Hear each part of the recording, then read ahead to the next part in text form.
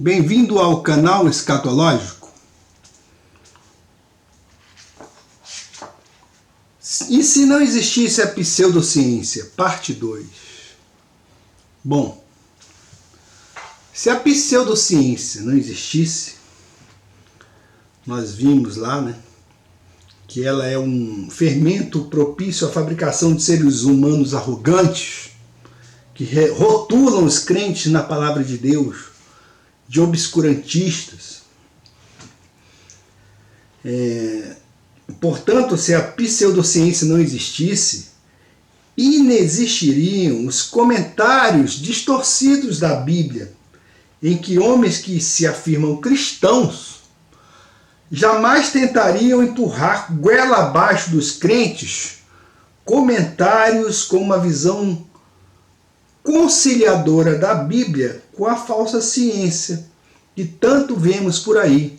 E temos uma série em nosso canal que se chama Comentários Distorcidos sobre a Bíblia, e que são vídeos baseados justamente nessa forma totalmente oxímora, essa forma totalmente desencontrada, aberrante e contraditória, que eles utilizam as categorias da pseudociência para comentar a Bíblia e encaixar a palavra de Deus em suas prévias conclusões ou imaginações que não têm base na palavra de Deus. Então, eles jamais tentariam nos empurrar a explicação científica deles com relação aos milagres, por exemplo. Então, o milagre lá onde Josué disse para o sol parar e a lua se deter, eles tentam fazer uma ginástica, uma ginástica mirabolante para encaixar o modelo heliocêntrico, que a Terra está girando, dentro desse, para tentar explicar esse milagre. Então eles falam lá que a Terra foi que parou,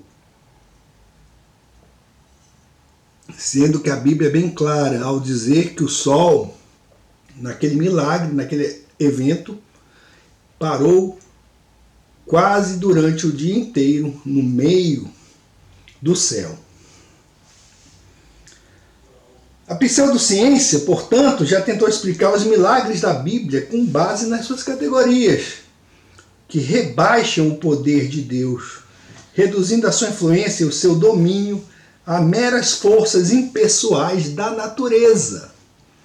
Então, tem aqui um livrinho, viu? Se não existisse a pseudociência, cristãos não ficariam confusos ao comentar as verdades das Escrituras, se não estivessem contaminados com a falsa ciência. E tenho aqui em mão este livro, editado pela CPAD, vejam aqui, da autoria de Henk Hanegraaff. E vou mostrar o exemplo clássico da pseudociência, isso aqui, viu? Sobrepujando a verdade bíblica. Está aqui. Vamos lá.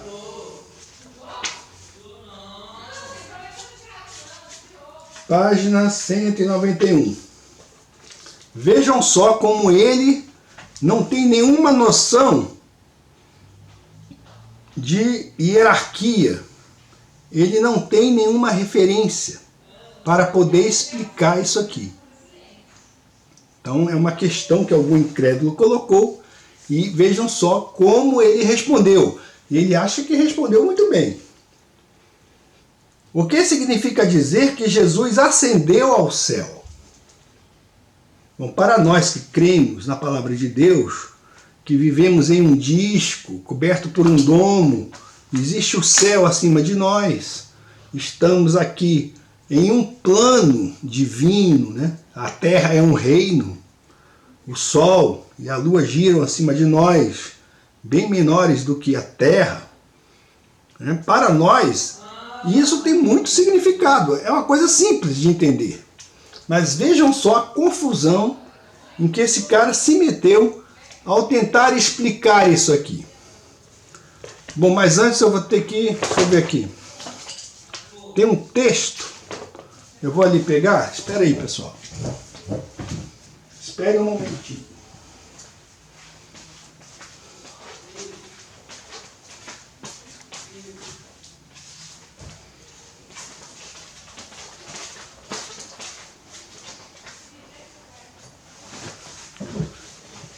Após a leitura desse texto aqui, eu vou provar para vocês de que isso aqui não tem nada de cristão.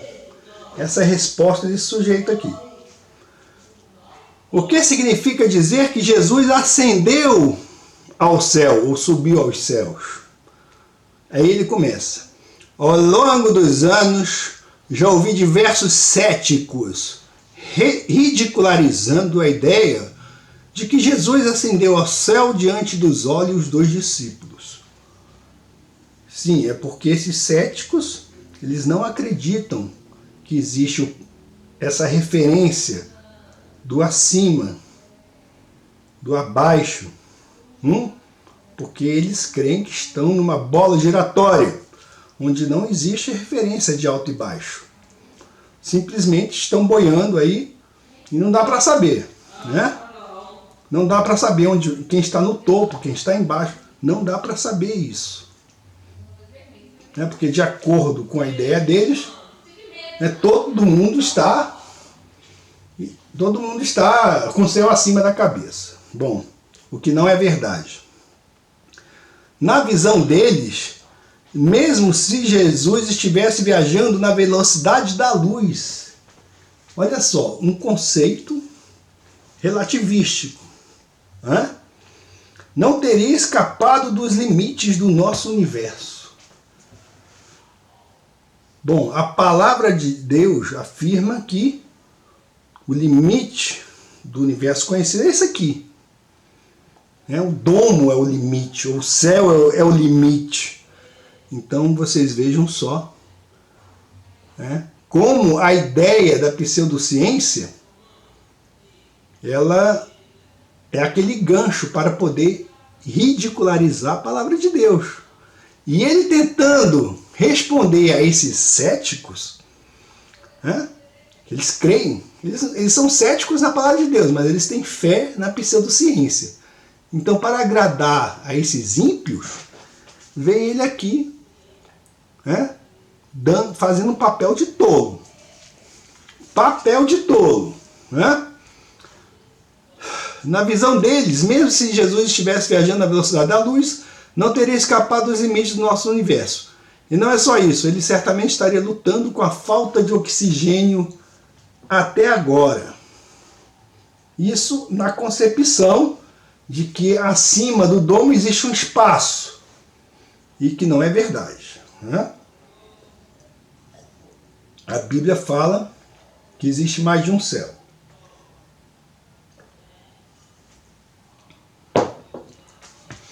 Em resposta, ele vai responder: deixe-me primeiro mostrar que dizer que Jesus ascendeu ao céu não implica em ele ter viajado pelo espaço, mas como Deus homem, ele transcendeu o tempo e o espaço.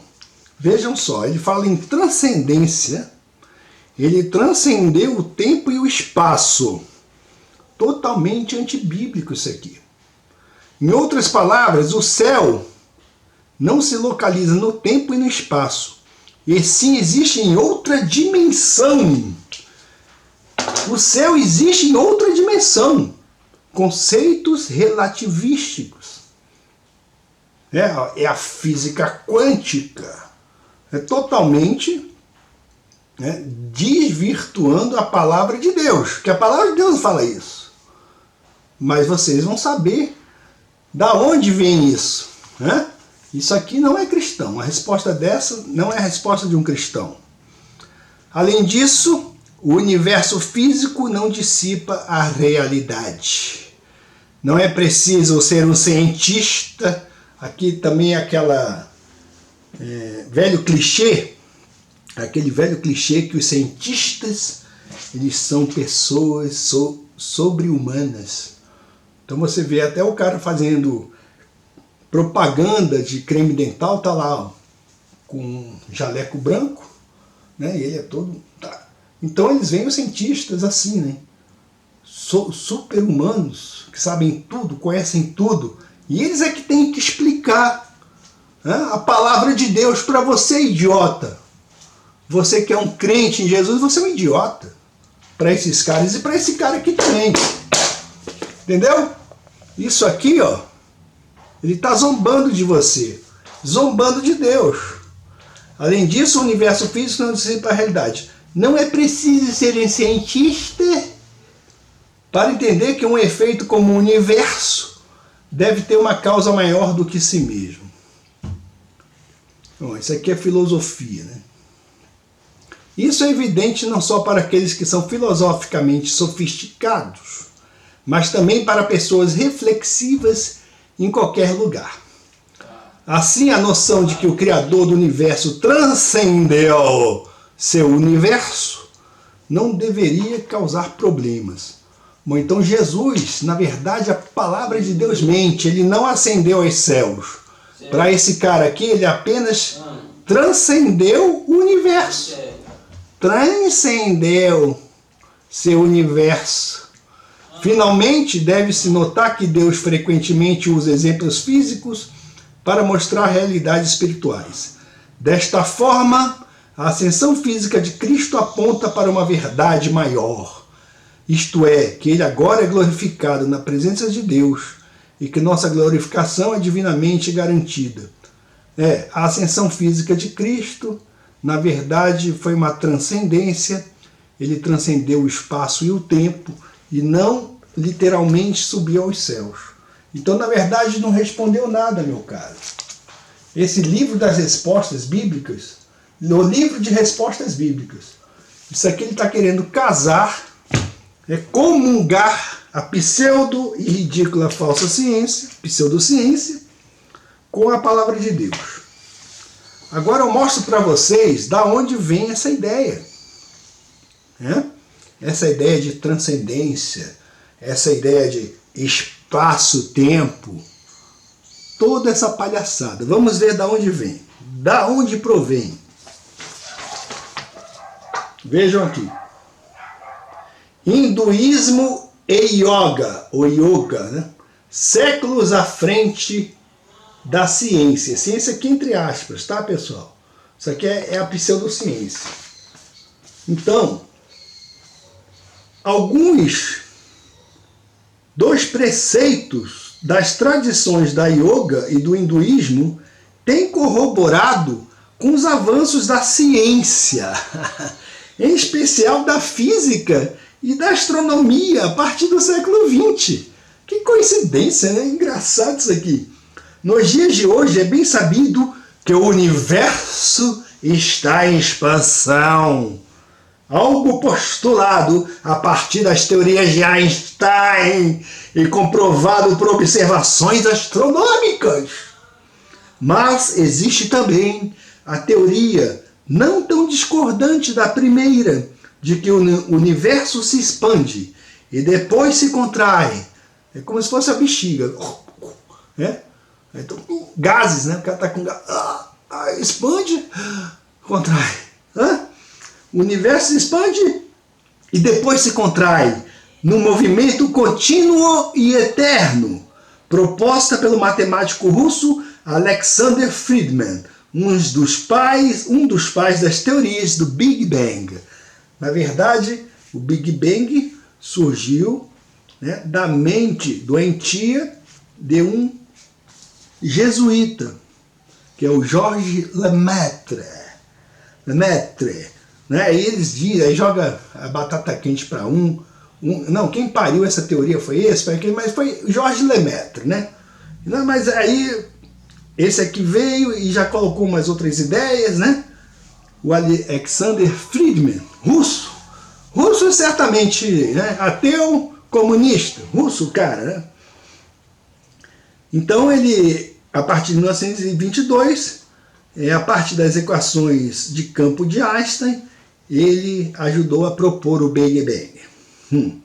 Do mesmo modo, os velhos mestres hindus do Oriente vêm ensinando há mais de 4.000 anos acerca do universo pulsante, através dos manvataras da grande respiração ou pulsação de Brahma, ou Deus, cuja diástole e sístole cósmicas correspondem exatamente à concepção de um universo em expansão e contração.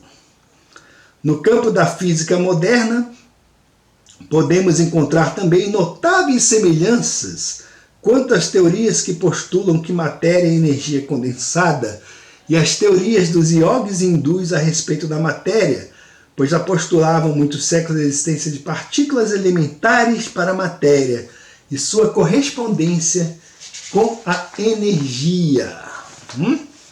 Um dos 6 sistemas da filosofia hindu é o Vaisesika, raiz sânscrita, Viseda, individualidade atômica, e o seu mais importante comentarista, Kanada, o comedor de átomos, viveu há cerca de 2.800 anos.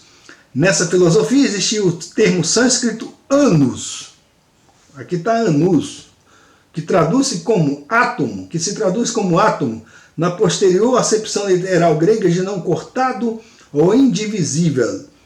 Outras explorações científicas dos tratados Vaisesika da era anterior a Cristo incluem o movimento das agulhas em direção aos ímãs, a circulação da água nas plantas, o calor solar como causa de todas as outras formas de calor, o calor como causa da alteração molecular, a lei da gravidade, causada pela propriedade inerente aos átomos terrestres da força de atração, causa da queda dos corpos, a natureza cinética de toda energia. Toda causa sempre tem origem no consumo de energia ou na redistribuição de movimento, dissolução universal por meio da desintegração dos átomos, a radiação do calor e dos raios luminosos, partículas infinitamente pequenas, precipitando-se em todas as direções com inconcebível velocidade, a moderna teoria dos raios cósmicos, a relatividade do tempo e do espaço.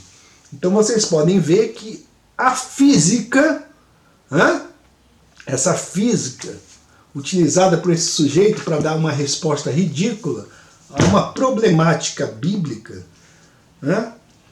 essa física, na verdade, não passa da religião hindu. São hinduístas, certo? Não é à toa que lá naquele cerne lá tem a estátua da deusa Shiva. Tem a estátua. Eles adoram hindu. Então, eles adoram os deuses hindus, né?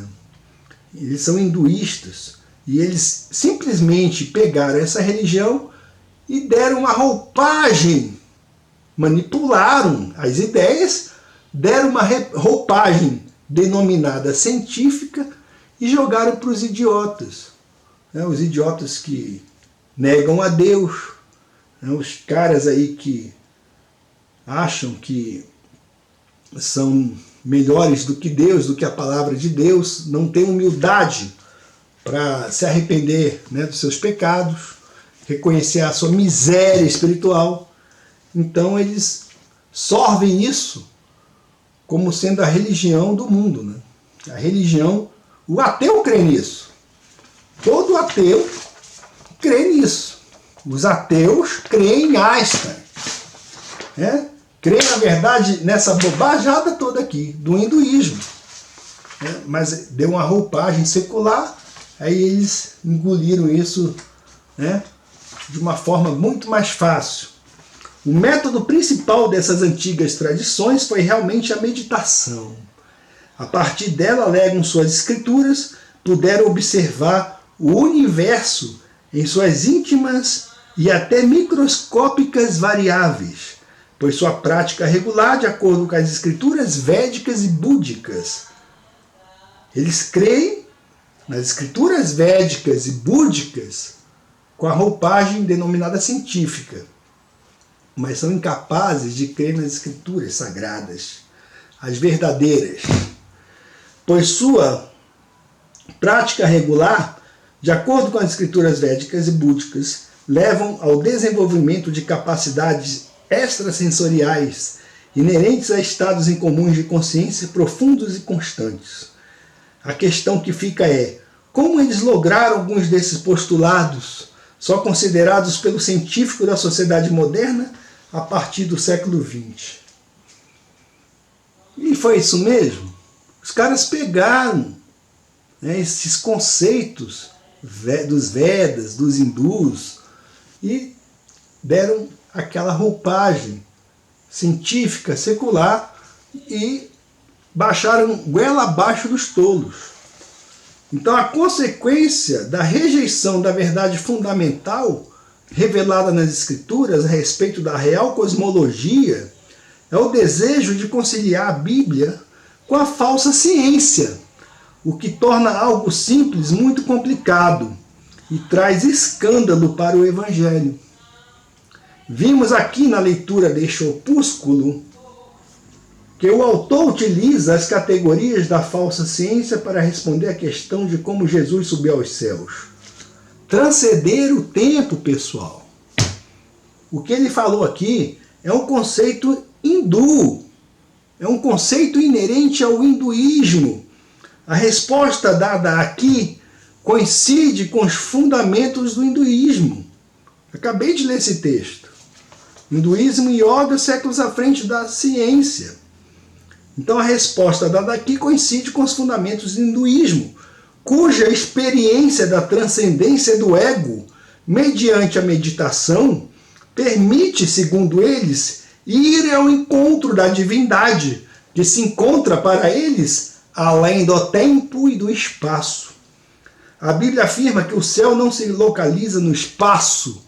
A resposta dada pelo autor deste livro coincide com a total falta de referência ou inexistência de referencial ao crer em uma terra giratória, viajando pelos confins de um espaço sem a possibilidade de existir qualquer referencial. Não é nenhuma novidade a relação umbilical do hinduísmo com os conceitos ditos científicos postulados pela falsa ciência. Foi o que vimos aqui. Se não existisse a pseudociência, Deus não estaria no banco dos réus, como hoje se encontra, e a palavra de Deus não seria motivo de zombaria. Entretanto, apesar disso tudo, a própria existência da pseudociência comprova o que está escrito na Bíblia, como lemos lá em Romanos 1, 21 a 23. E também como vamos perceber aqui, como podemos perceber também da leitura de 1 Coríntios 2, capítulo 7 a 15. E se você não entendeu coisa nenhuma do que eu falei, meu amigo, mesmo você se dizendo um cristão, ou crendo na palavra de Deus, ou se dizendo aí, eu sou católico, eu sou cristão, ou sei lá. Então você realmente, meu amigo, você se encaixa no texto que eu vou ler. Mas nós falamos a sabedoria de Deus em um mistério, mesmo a sabedoria escondida, até ele está lendo aqui comigo, a qual Deus ordenou antes do mundo para nossa glória, a qual nenhum dos príncipes deste mundo conheceu, pois se a tivessem conhecido, eles não teriam crucificado ao Senhor da glória. Mas como está escrito, olho não viu, nem ouvido ouviu, tampouco entraram no coração do homem as coisas que Deus preparou para aqueles que o amam. Mas Deus nos revelou pelo seu Espírito, porque o Espírito busca todas as coisas, sim, as coisas profundas de Deus. Porque qual dos homens conhece as coisas do homem, senão o Espírito do homem que está nele? Assim também nenhum homem conhece as coisas de Deus, senão o Espírito de Deus. Ora, nós não temos recebido o Espírito do mundo, mas o Espírito que é de Deus, para que pudéssemos conhecer as coisas que nos são dadas gratuitamente. As coisas que nós também falamos, não com palavras de ensino de sabedoria humana. Sabedoria humana. Né? E usou a sabedoria humana para dizer que isso é um livro de respostas bíblicas. Mas com as ensinadas pelo Espírito, comparando as coisas espirituais com as espirituais. Mas o homem natural não recebe as coisas do Espírito de Deus. Então você pode aí mostrar esse vídeo, mostrar um monte de coisa aí para o teu amigo, para o teu colega, que ele não tem a revelação de Deus, não tem o Espírito de Deus, que para ele não vai adiantar nada, meu amigo. Não vai adiantar nada. Porque o homem natural não recebe as coisas do Espírito de Deus. Porque para ele são loucuras. Ele vai te chamar de louco. Nem pode conhecê-las, porque elas são discernidas espiritualmente. Mas o que é espiritual, julga todas as coisas. E ele por nenhum homem é julgado. Então você que crê na palavra de Deus, você pode julgar tudo. E o julgamento do ímpio que zomba de você, não passa de uma zombaria de um ímpio. Esses ímpios todos vão passar. Eles estão sendo recolhidos da terra. Estão sendo recolhidos de uma forma impressionante. Esses ateus aí, que não têm temor a Deus, ficam rindo,